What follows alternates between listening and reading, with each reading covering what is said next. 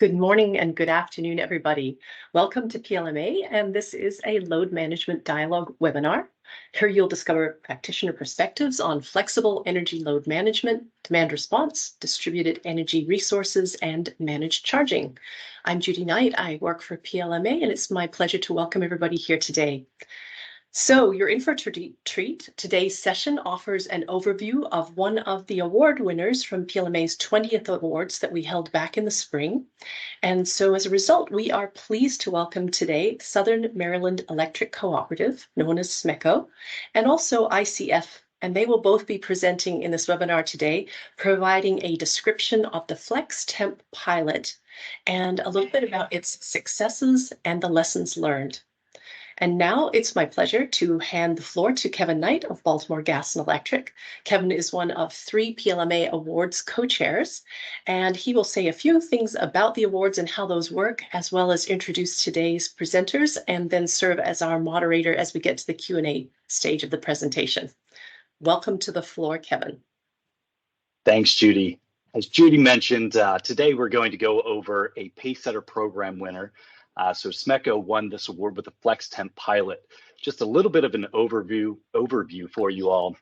The Program Pacesetter Award acknowledges innovative solutions that require exceptional program design and delivery. The Program Pacesetter Award seeks to recognize outstanding programs that effectively support and deliver flexible load management and can be awarded to a utility or regulator, an ISO or RTO, or an aggregator or marketer. So there are several options to get into that Program Pacesetter Award winner. Today, we will have the SMECO team and ICF team on the agenda, and I'll do a brief introduction of them. We go to the next slide. So here's today's presenters. The first presenter that we'll mention is Jennifer Raley on the next slide. She is the Energy and Technology Portfolio Manager for SMECO and is responsible for managing SMECO's residential and commercial energy efficiency and demand response programs. Next on the slide deck is Jeff Shaw. He is the VP of Distributed Energy and Sustainability. And the next presenter from ICF will be Alex Emond, who is a Manager of Demand Response Programs. And last but not least, we have Ahmed Beckett, who is the Senior Manager of the Flexible Load Management team at ICF. With that, I will turn it over to the presenters and kick it off. Good afternoon. Thank you all for joining us today. So I'm going to touch a little bit on SMECO and give you a little bit of information about us. We are a regulated cooperative that is owned by our members. We are headquartered in Hughesville, Maryland, which is just about an hour outside of the District of Columbia. And we service the southernmost portion of the state with over 170,000 member owners. Next slide, please. Today, we're going to be talking a little bit about the FlexTemp pilot and giving you kind of an overview of that pilot. We can move to the next slide. So on this slide, you can see kind of our demand response journey. So I'm going to touch on this a little bit and give you an overview of that journey. Our legacy demand response program is our Cool Century program, which launched in 2009. That program, we use programmable thermostats and digital control units on the outside AC unit to call events.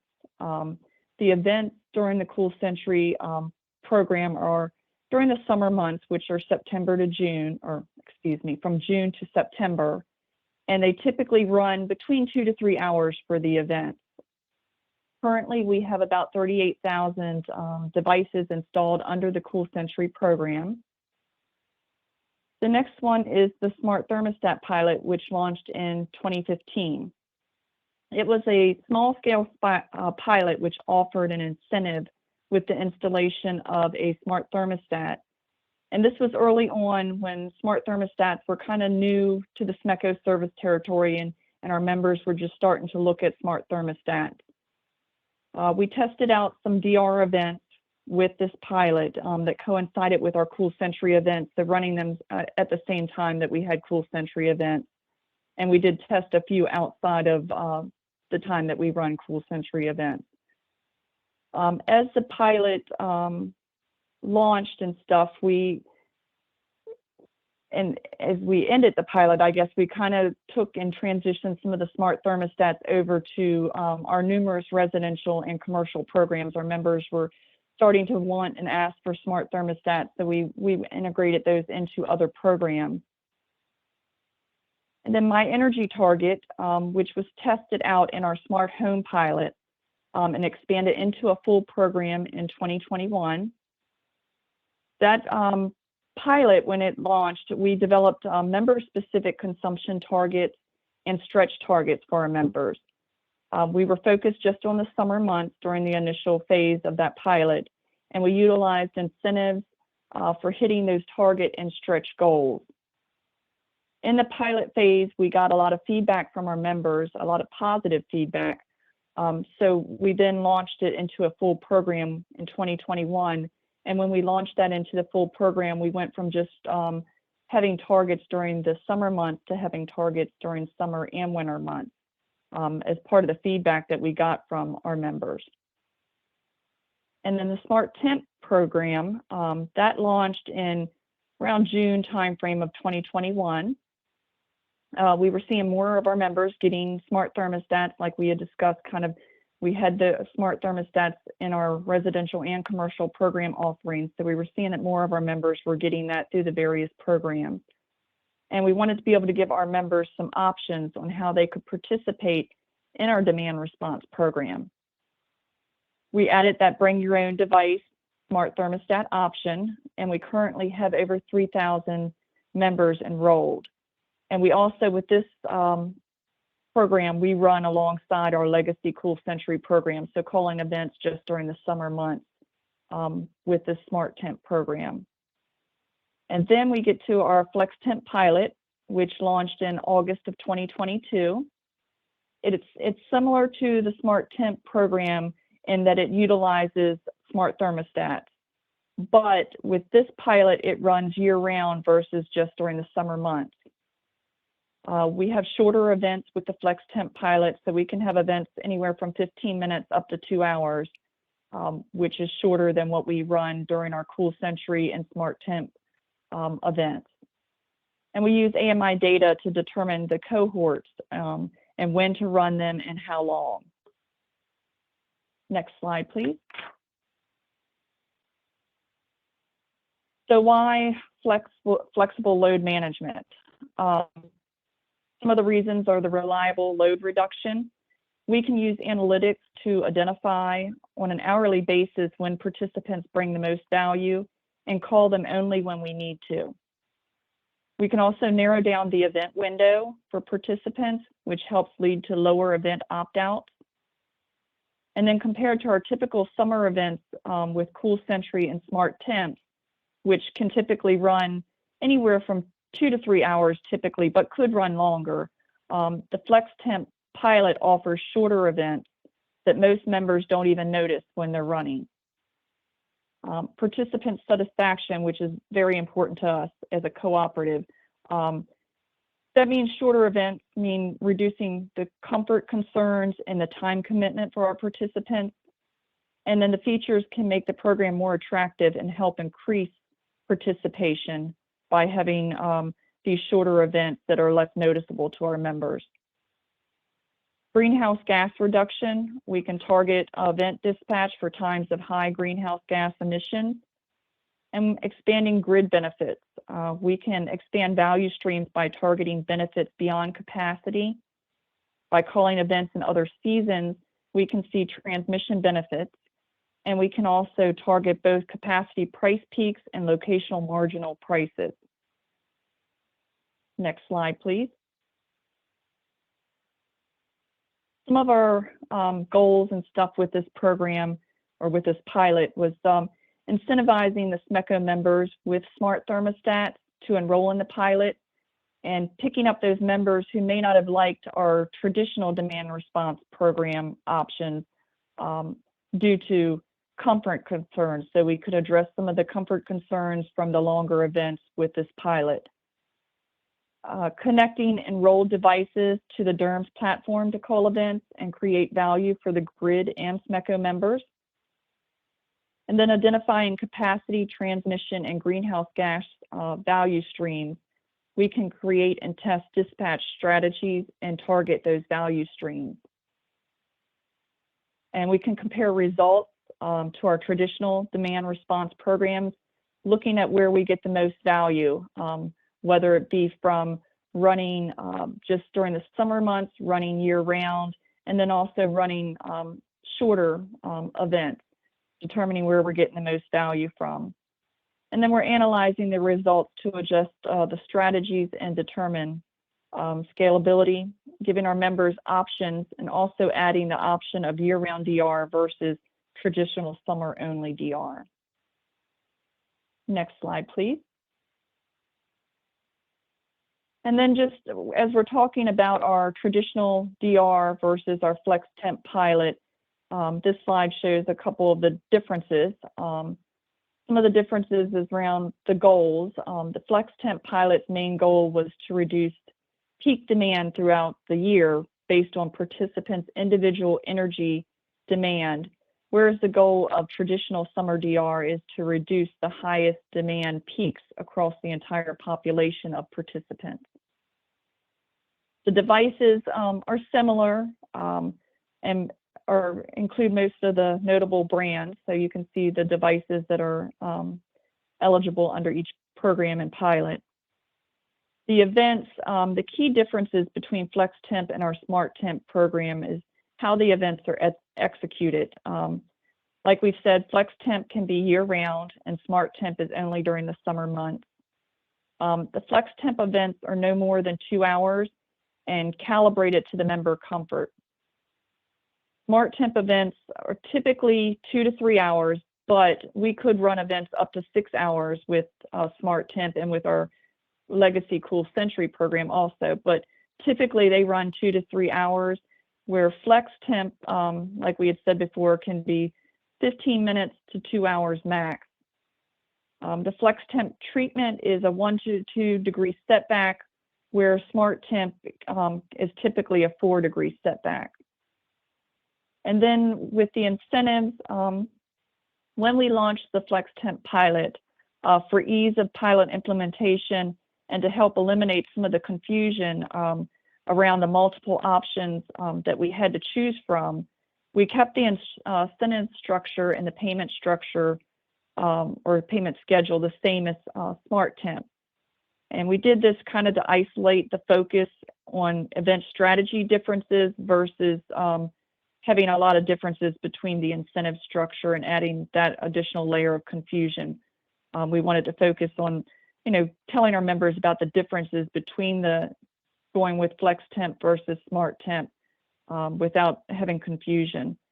But as we will talk about a little bit later in the slides, we looked at a lot of the feedback and lessons learned that we've got, and as we look to transition FlexTemp pilot into a program next cycle, we will probably look at changing that incentive structure from being similar to SmartTemp to being more of a year-round incentives.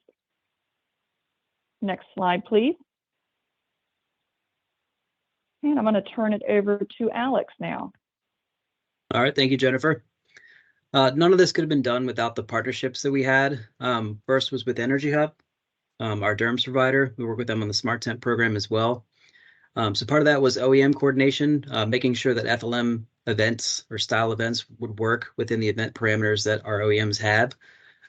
There could be various different parameters per OEM, so we had to make sure that everything was within that. So Energy Hub was instrumental in making sure that that was okay with them. Energy Hub also provided dispatch support. We leveraged their event strategies and their platform to quickly schedule and execute events. And in terms of the FlexTemp events that we had, sometimes it was very quick, looking at weather conditions, dispatchable load, things like that. Sometimes we had to act very quickly. So having the event strategy set up was very conducive to what we were trying to do. And then there's also device grouping. We utilized their grouping capabilities to group, subgroup, regroup when necessary.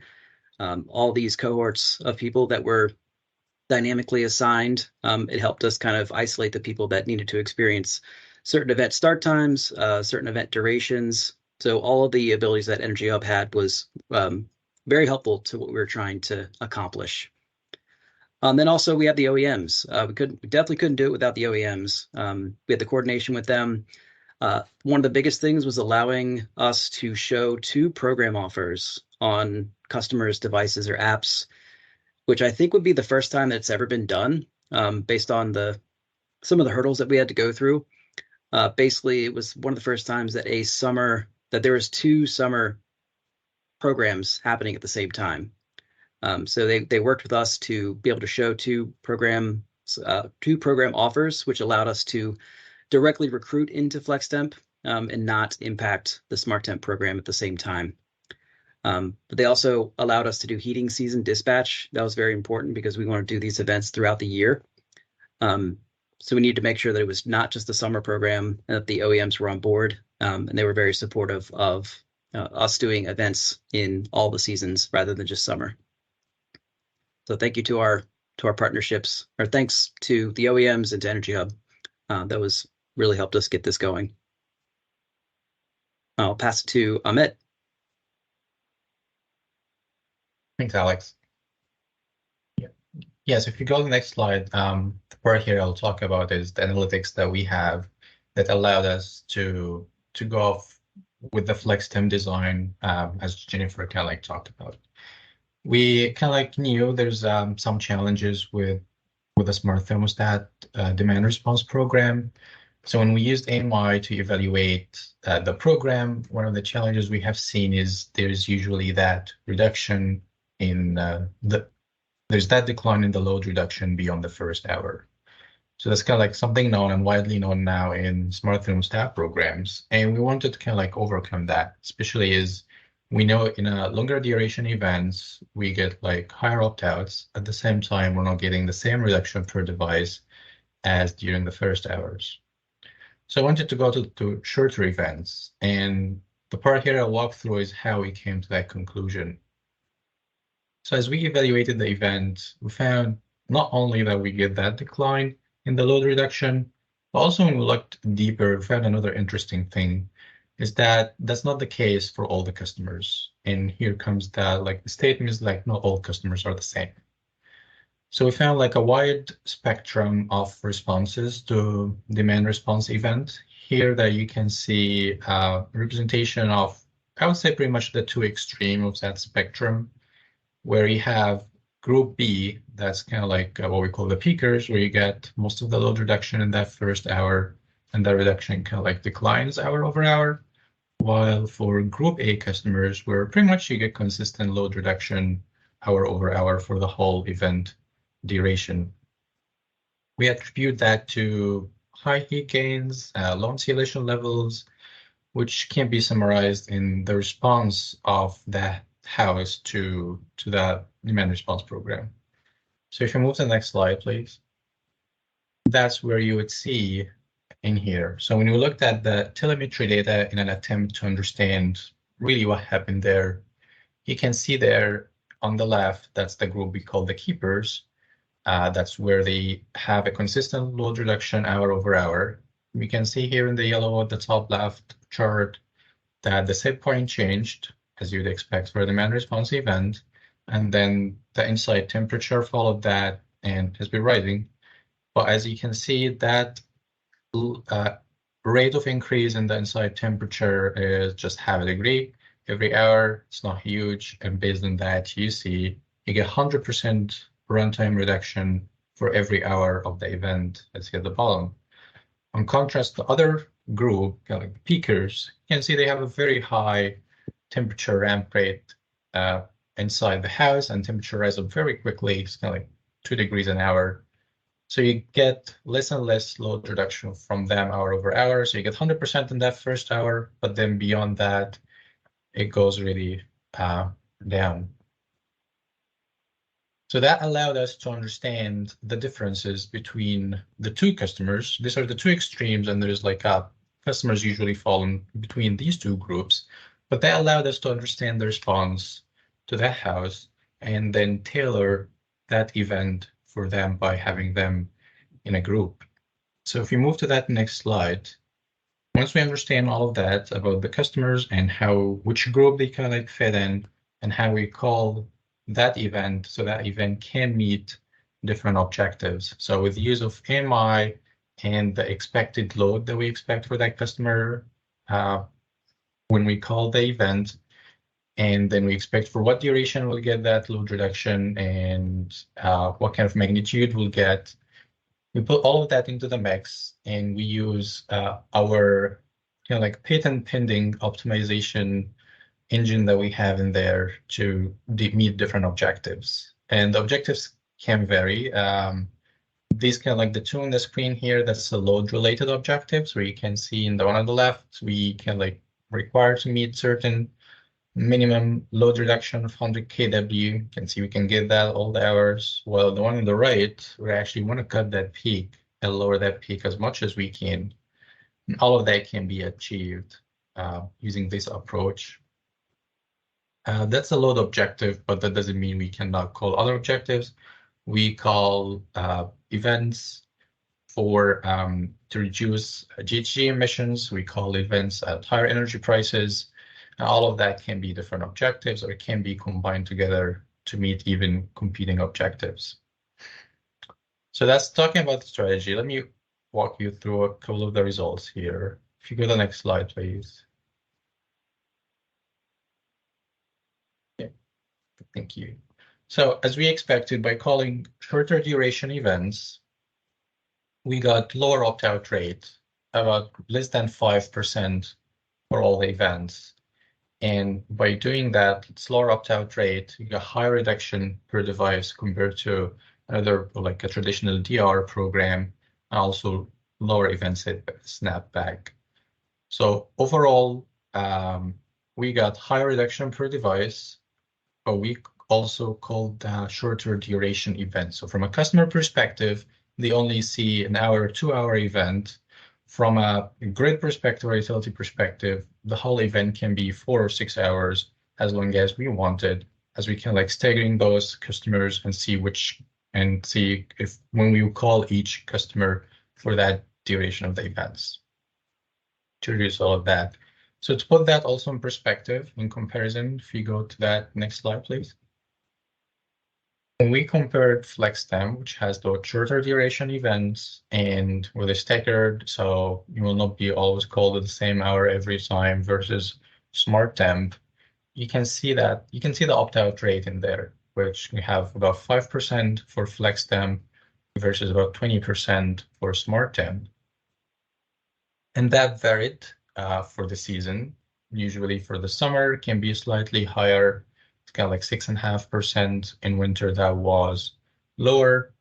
In winter, we usually call the events either early in the morning, so people don't not wake up yet and they don't feel it, so get lower opt-out rate. But at the same time, mornings are usually challenging because you don't want to wake up to a cold house, so opt-out can be higher as well in specific days when it's really colder there. So that's from the analytical perspective and how we have seen it as we can like dispatching to comfort, not jeopardizing the comfort of our customers from looking at the numbers, looking prospectively. But this kind of like the whole story. The other part of the story, which Alec will walk you through next, is then when we look at the survey data, when we ask them specifically about their responses. So back to you, Alex. All right, thank you, Ahmed. Yeah, a lot of the items that Ahmed were talking about were how we have our plans, our goals and everything, but how do the customers actually, or the members actually respond? So here's some of the highlights here. We had 85% of the participants indicated little to no change in comfort due to the temperature change, and 83% indicated little to no change in comfort due to the duration of events. And this is what we were expecting. This is what we're hoping, that the most respondents would like these shorter, less temperature change events, less impact on them. 76% scored a 7 or higher, with 10 being highly satisfied. We think we would have got that number a little bit higher if we had a different incentive structure or different payment schedule. We'll get into that when we look at the next steps. But some other important feedback to look at were that the participants were happy that they were always in control. Even if an event was happening, if they were too cold or too hot, that they could always change the setting on their thermostat. Now, that's not new for BYOD, smart thermostat, DR programs in general, but that's something to keep in mind. I think people are a little scared of being fully committed for any duration of time. They want to know that as soon as they're uncomfortable, they can just opt out. So there's that. And then one of the other items that they said that most times they didn't even know the event was happening. And I think that's the intention of demand response in general. We want it to be not impactful, get some value out of the customers, out of the members for SMECO. So have them provide value, but not notice that they are. So that was good to see as well.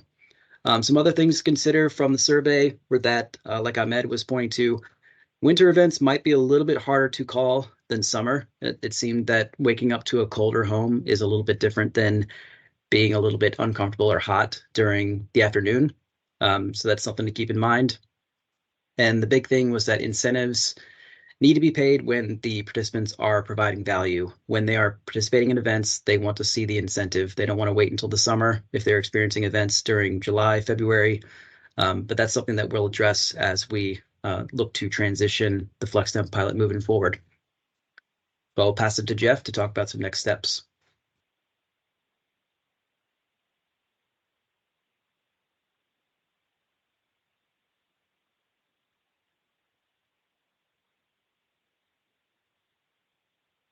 Jeff, you're on mute, so might have to ask you to start over. Right. There we go. How about that, Kevin? Thank you. Want to step back a little bit to the start of this when Alex was talking about coordination with OEMs and your DERMS platform providers. Cannot stress this enough to start early, have these conversations, clearly define your goals with your programs, and make sure that those goals are clearly related over to the OEMs as well as the DERMS platform provider. With that, you want to then take that message to the membership. You want to simplify this. No surprises. There was confusion internally and externally in SMECO and with our members about the different program offerings when we first came out. I'm not going to hide from that. So we had 3 different demand response programs running at the same time.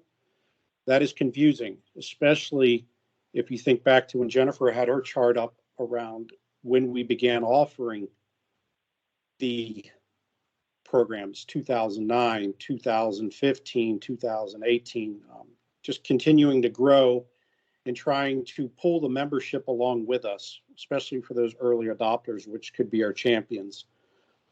So being transparent about all that. Alex just talked about aligning participation with the reward. We've learned that lesson that we need to essentially reimburse or pay that member when they are participating. That instant feedback is of great importance. So pay attention to that. Grouping the participants dynamically. FlexTemp was a big hurdle to overcome. We were using our AMI data.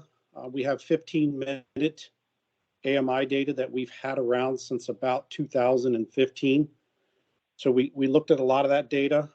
We used the OEM's telemetry data to look into get a picture into the house to see what was going on in the houses. Who could hold temp?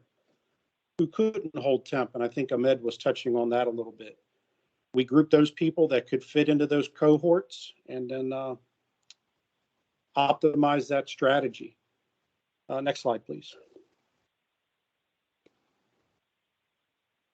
So no surprises there. We're going to simplify the participant experience. We're going to integrate FlexTemp and kind of that smart temp together. 2 different pathways. We have that summer DR along with a year-round DR, which is something I've been searching for years. Typically, if we wanted to do something like that, we had to be in the water heater space. We think we found it. You need to be very surgical with this wintertime DR. People don't like you tinkering with their thermostats, as mentioned, and waking up to a cold home. So shorten the duration of those events and be highly surgical with it. And then recruiting, as we begin to scale up and looking to take participants away from Cool Century and moving them over into FlexTemp and then SmartTemp if they wish. So just making sure the message is clear so they understand what they're signing up for. And when they come into the program, there's no surprises when we begin initiating those events. So I'll go ahead and stop there and throw some questions over to Kevin. And I saw some popping up in the chat.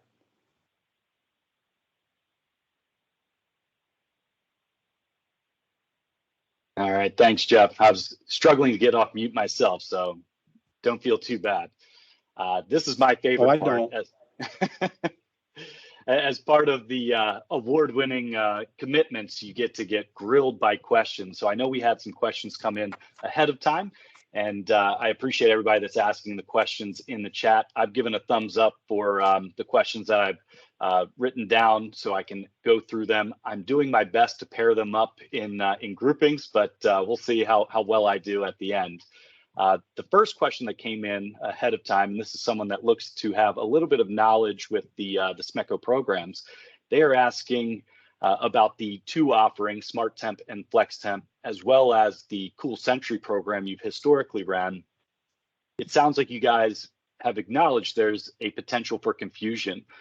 Is there any lessons learned from the call center or anything you can share about how you successfully manage the customer expectation of what they're enrolling in and what they're expecting out of the program?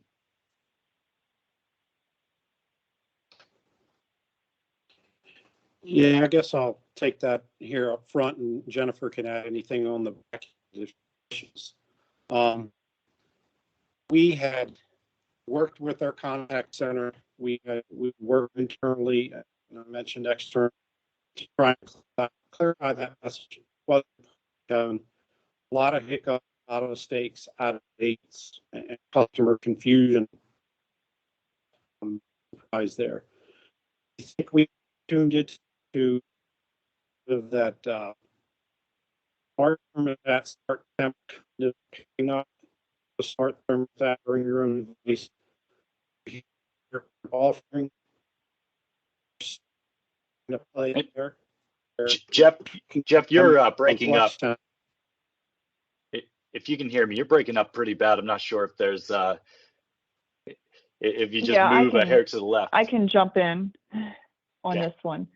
So yeah, there was a lot of confusion in the beginning with this, and we had to start with training our contact center and on the different programs and the different aspects of it, so that they could also address questions as they came in. But we worked through some of the problems we had initially with even with our web page and with the information we were putting out. We were learning that we had confusion, so we tweaked things as we went along.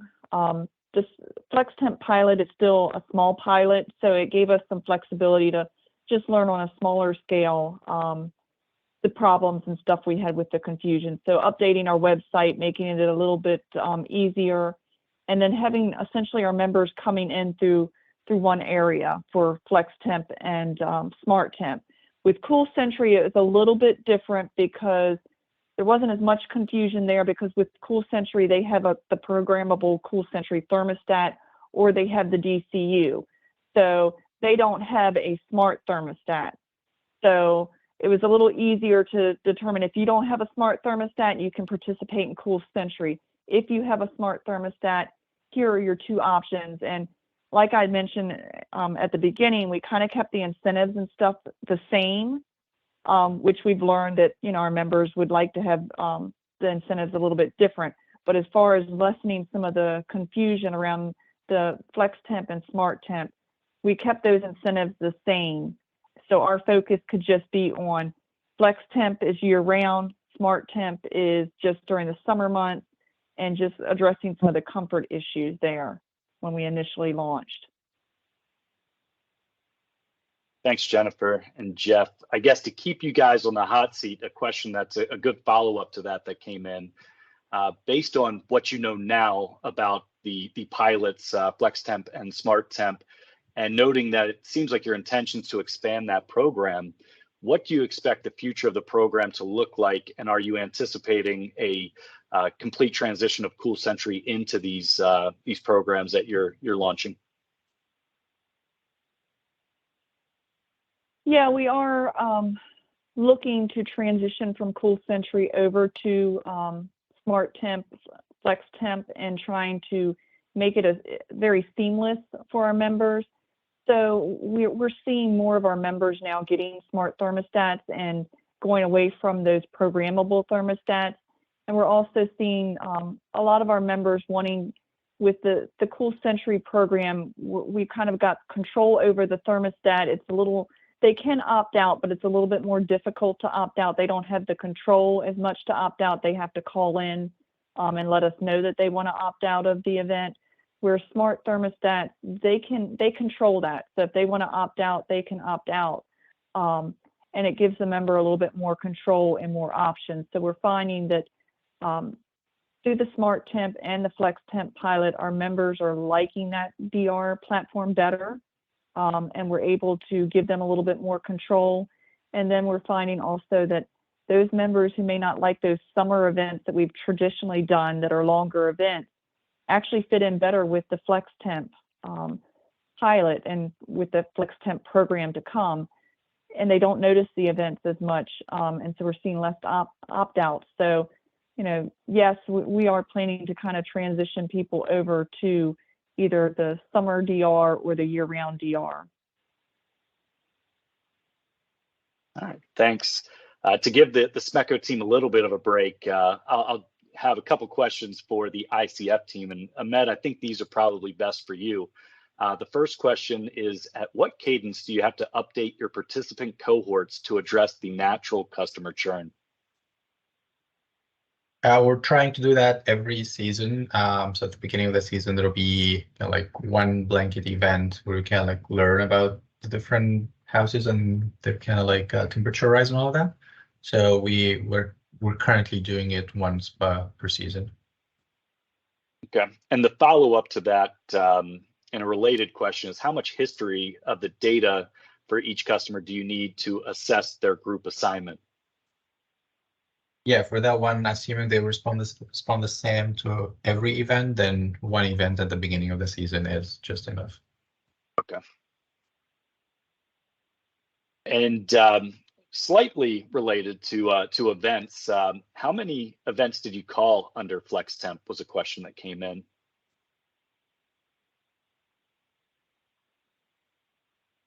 Oh, Alex, do you remember the exact numbers of the events that we called season? I do not recall offhand. I know that we called more than SmartTemp. We had, at least in the summer of 2022, there were 10 SmartTemp events where all 5 critical peaks were met. A little hard to compare to that because we also did some more into the winter and then into spring of this year. So I'd have to get back to you on that, but it's more than 10. Yeah, and I could give a little bit of perspective to that. You know, we've called a lot more of the FlexTemp events because we call them year-round. But just as far as our SmartTemp and CoolCentry events, just for this season so far, this summer, we've had 7 events that are. It's run about a total of 20 hours over those 7 events. And looking at next week, it's looking to be pretty hot, so we anticipate probably having some events next week. But traditionally, if I look back over the years of our CoolCentry program, you know, we've had some events, some years where it was 16 events up to like 49 hours. So that's just a little bit of perspective for the CoolCentry SmartTemp side, where FlexTemp, we're running more events, but they're shorter durations. Okay. And on the theme of events, I'm trying to get all these clustered together for you. Can you share what the event triggers were, how you decided when to run these events? You can answer that. So it's basically based on the objective we're trying to meet for the events. if the load is if the objective is like trying to shed as much load as possible, then that's usually during like hot summer days. While if our objective is trying to maximize like energy benefit from those events, then that probably would be when the prices are higher, and then you can like follow with that. Usually it's kind of like we don't specify the hours when we call the events. Usually kind of like we see the day, or tomorrow is kind of like trending to be a day that's perfect for an event. So let's see what our optimization engine is going to tell us about the right times when we call that event. And Kevin, this is Drew. If I could add on to what Ahmed said as well, the idea there is that you can co-optimize around different triggers. So we could optimize around pricing. We could optimize around GHG emissions currently on the grid. So there's multiple triggers for an event, and all of those can be customized to whatever the need is, depending on season too, right? That kind of changes for SMECO throughout the seasons. So, thanks, Drew. And for everyone that just realized I failed to introduce you earlier, Drew Durkee with ICF, and would you just introduce your title real quick so everybody can know who you are? Yeah, sure, no problem. I wasn't speaking. I'm just on here for moral support, I think, more than anything. But I'm a director of our flexible load management team at ICF. Thanks, Kevin. Thanks, Drew. Another question that came in, and this is probably from a programmatic level, so maybe this is an ICF question. Did you ever try boosting the temperature, I guess preheating before the event for morning events in the winter? We have not tried that in FlexTemp. There was like, variables. I was kind of like trying to optimize for all of those variables. So we have not tried that this season.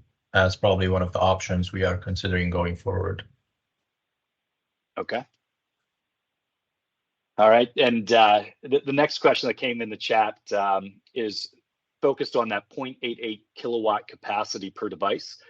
Can you help us identify, was that specific to just the short periods for those devices and their adjustments, or is that an average of the device's total deviation from a baseline? So just looking for a little bit of an explanation of that 0.88 kilowatts that was mentioned. Yeah, I can take that as well. I think the short answer is that was for the whole duration, but the long answer will be, like, we need to acknowledge that there will be some challenging in the baselining or evaluating the events. That's basically nature that you're not calling all customers at the same time. You're calling all of them at the first hour and then others like later.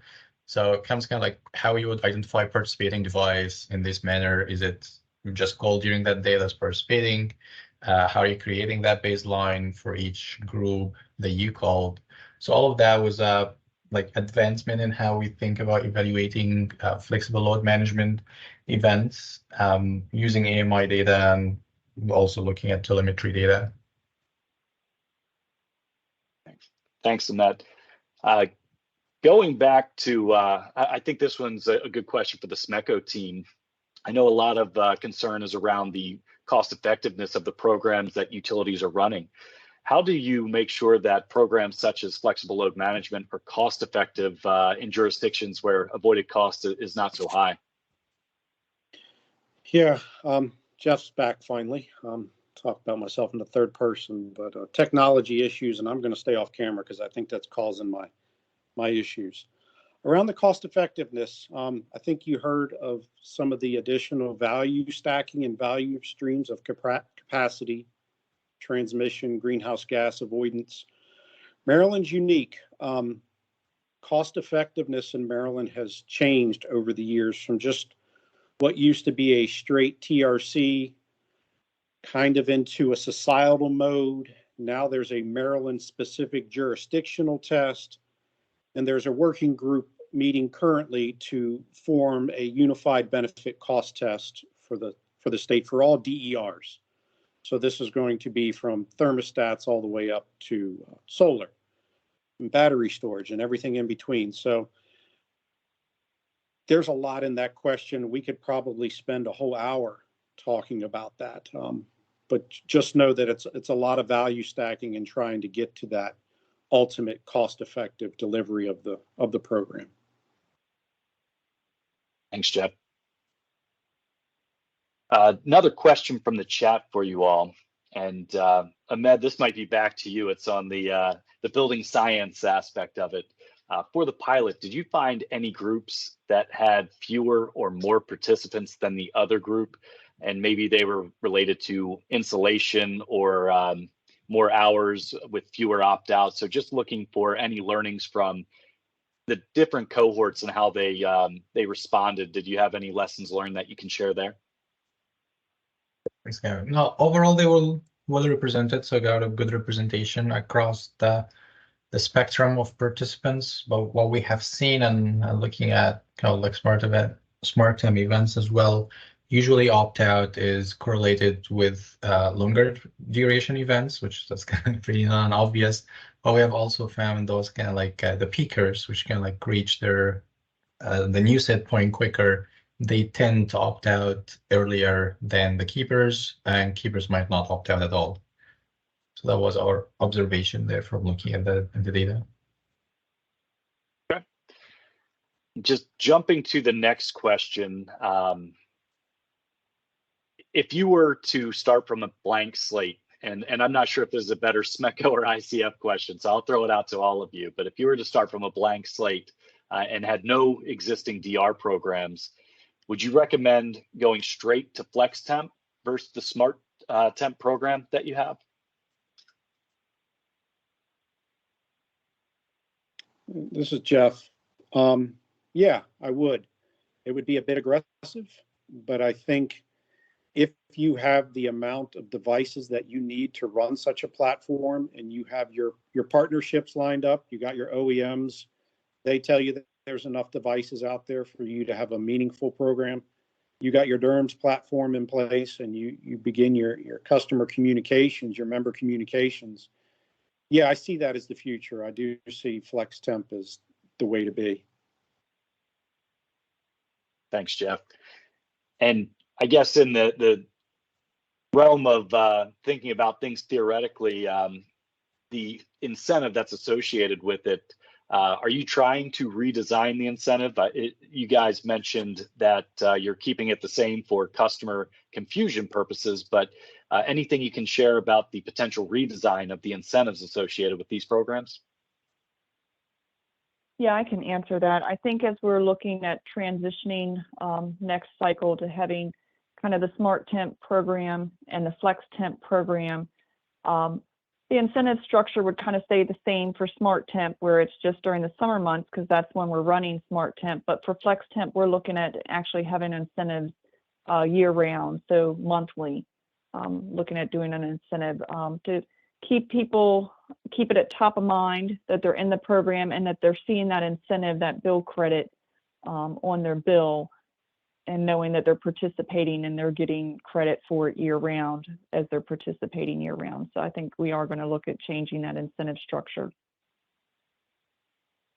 Yeah, one thing I wanted to add to that is a little bit different than the incentive structure, Kevin, is to think about how to change the program to be more aggressive moving forward. We talk about it in FlexTemp, so that's a thermostat driven program. But if it's flexible load, I'm talking residential storage, I'm talking smart inverters, I'm talking water heaters, I'm talking EVs. I want to control the load within the home more than just that thermostat. So that's something we hope over the next few years that the Maryland Public Service Commission hears what we're trying to do and gives us that ultimate authority. That's a great point, Jeff. And I guess to pull on that thread a little bit more, are you looking to have a program-based incentive, or would you be incentivizing specific to each device that you are looking to include? Probably neither. Maybe ultimately it becomes for a KW delivered.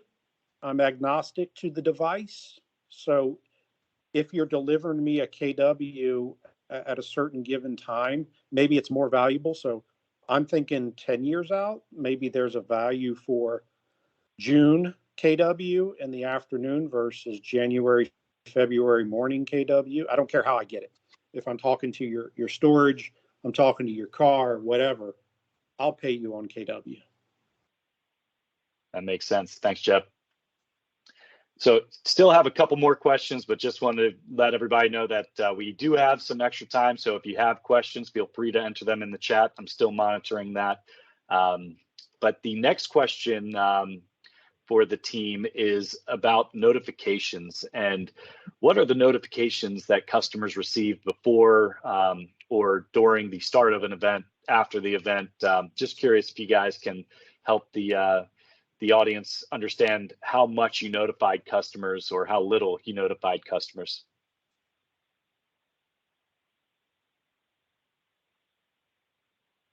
And I assume this is for the Flex Temp and not the Smart Temp. Yeah, Kevin, I could take this, and anyone else can chime in. We did not add any other notifications on top of anything that the OEMs were already doing. So if Nest, for example, was sending out something prior to the event or during, we just let that happen. Just the nature of what we were trying to do. If in some cases, if you notify a customer, it sounds like the right thing to do, but it might trigger them to automatically opt out before the event even happens. So we're trying to kind of have these imperceptible events happening, and if they're getting a notification, it might trigger them to, opt out before it even happens, before they even maybe feel a difference in comfort. So we wanted to minimize the amount of notifications going through just to whatever the OEMs wanted to send out as we called events. And that's another difference with the Smart Temp, Flex Temp route. With Cool Century, we had to put out some notifications ahead of time, just based on how that program is structured. So it makes it a little bit easier with the Smart Temp, Flex Temp route. We can just go with what the OEMs put out there, and we don't have to put notification out on our website or anything ahead of time, letting people know that there's an event running, especially with the Flex Temp, because that one's a year round. So there's multiple events running throughout the year, and it'd be hard to notify people of every event. Thanks. And new question just came in regarding the brands that are included in each of the programs. And is there anything that you guys can, I guess, clarify on why only certain manufacturers were included in the pilot versus the Smart Temp program, or vice versa? I could take this one as well. We wanted everyone to be in the FlexTemp pilot. It came down to some of the limitations of whether an OEM could show both programs during the summer, or just showing two program offers in general. So we had to get around some of those. There's other OEMs that didn't want their customers to experience FLM events, especially if the program went to scale. But we had a core of folks that were okay with showing two program offers, experiencing FLM events during the winter, spring. We were hoping that we get everyone, but we had to work with kind of the limitations that we have. And that's part of why, as we transition into the next phase of what this looks like, simplifying it into one program so that we don't have that issue of showing two program offers on someone's device or app. And we can get around some of the issues there so that we can get some more folks, more customers of the OEMs to join this program without any hurdles. Thanks, Alex. So a couple more questions. I know we're coming up on time, so I will get the last question in the chat. Was regarding the opt-out of the customers from events. How many customers opted out of the program, and can you, I guess, explain and discuss how you dealt with the adversity of keeping customers in the program from completely unenrolling?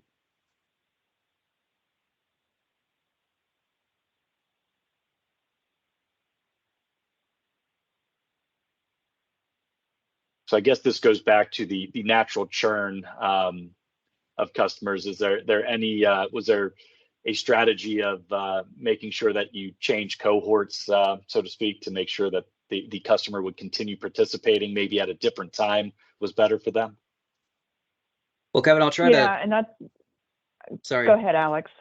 I just wanted to speak to the first part. I guess I was trying to pull up the numbers as you were asking your question. When you're talking about people who completely unenrolled from the program, I think was the question. rather than just opting out of events. Is that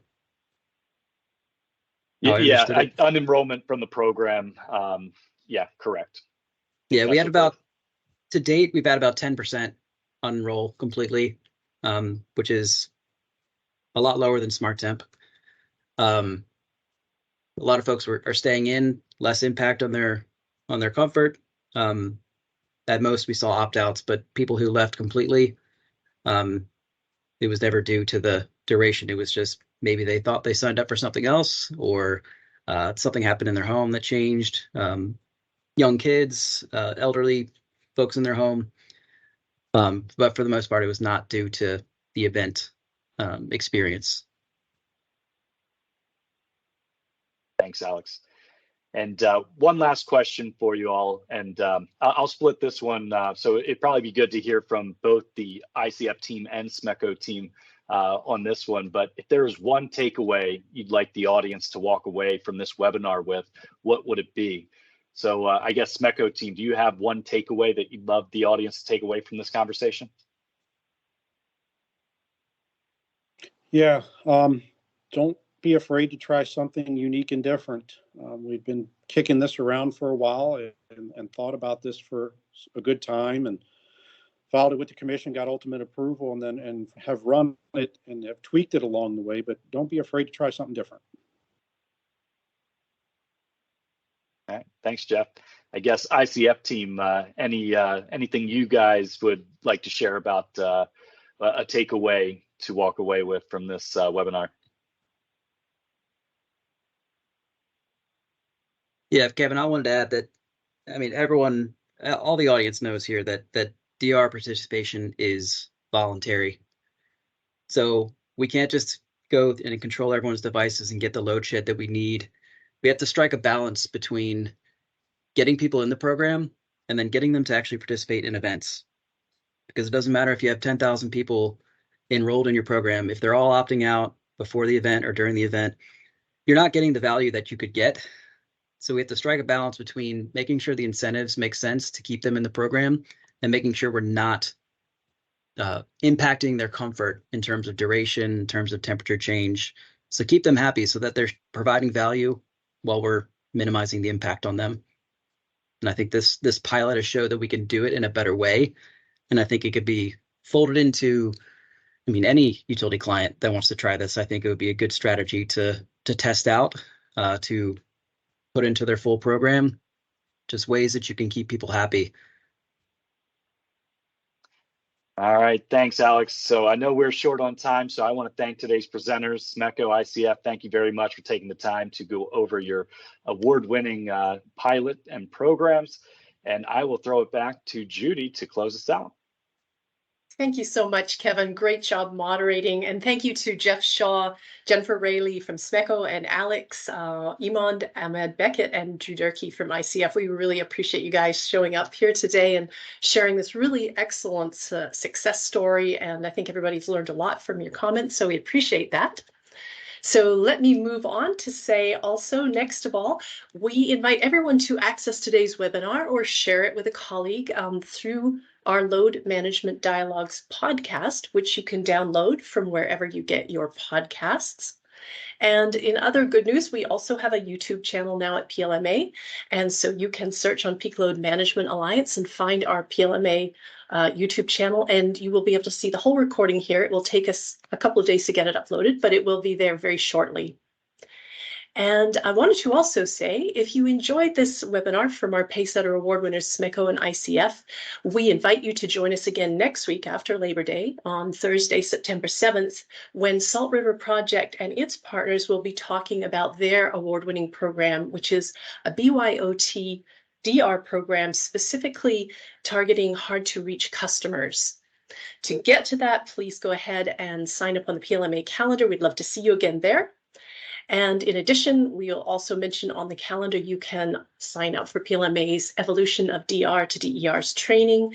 This is a 2-day live online training. It is very interactive. It is a rich learning opportunity. You'll get the opportunity to meet multiple PLMA member practitioners who teach this class. And if you are looking for an overview of everything there is to know about DR to DERs, this is a great place to start. Finally, I wanted to let everybody know that we have published the agenda, and the registration is now open for PLMA's 48th conference, which will be held November 6th to 8th in Charlotte, North Carolina. And there will be lots of great opportunities there, from great sessions to networking to everything else under the sun. So please take a look at the agenda and please go ahead and register. And we will look forward to seeing you in person in Charlotte. And last of all, let me summarize today and say that you have been listening to a PLMA load management dialogue. To learn more about upcoming dialogues and for an archive of past recordings, please visit us at peakload.org or your favorite podcast platform. And this concludes this edition. Thank you, everybody, and have a good rest of the day.